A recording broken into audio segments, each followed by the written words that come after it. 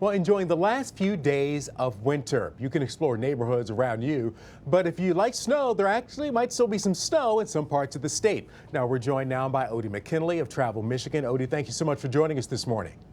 Good morning, Keith. Appreciate the opportunity. No problem. Now, lots of folks are looking for ways to get out, especially after a long, cold winter and being stuck inside. Tell us a little bit about some of the ways that Travel Michigan is advising people to get out and some creative ways and some destinations that we might overlook.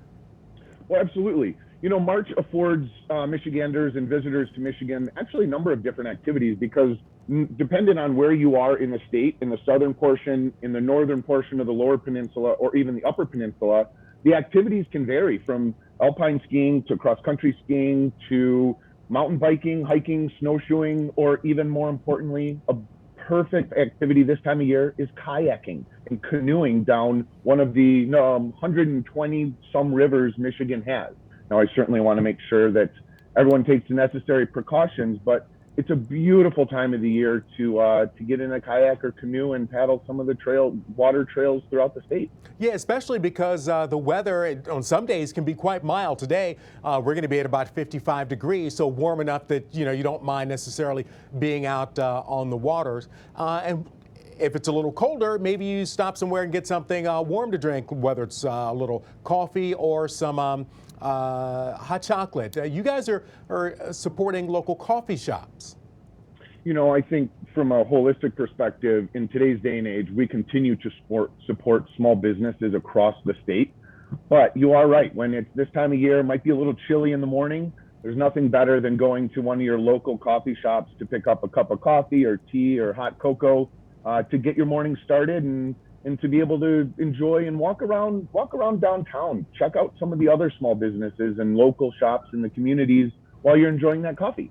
And that's the importance of a place like a coffee shop because it actually is a destination and can actually anchor a community and get people out walking and some foot traffic that can support some other businesses. Now, what are some of the other activities that you guys are encouraging people to take part in before the winter season ends and we switch over to other activities? I think in going back, this time of year, it really does afford visitors to the state or Michiganders a plethora of activities outdoors. Again, if you're in southern Michigan, all of the hiking and biking trails are open. And if you're in northern Michigan, ski resorts are still open as well. So, you could take a tank trip anywhere in the state and enjoy. It's kind of like choose your own adventure this time of year here in Michigan. That's right. And, we have so blessed to have a state that is so large that you can get different activities and different weather in different parts of the state roughly the same time. Odie McKinley of Travel Michigan, thank you so much for joining us today. Really appreciate it. And folks, if people want some more information and some guidance on what's open, what's not, where can they go? You know what? Your trip begins at michigan.org. But for more information on how to help support local businesses, I would recommend going to michigan.org/support local. All right, support local businesses. That money stays here in the community and we all benefit. Odie McKinley of Travel Michigan, thank you so much for spending time with us today. Keenan, thanks so much. Have a fantastic weekend. Thank you. You too.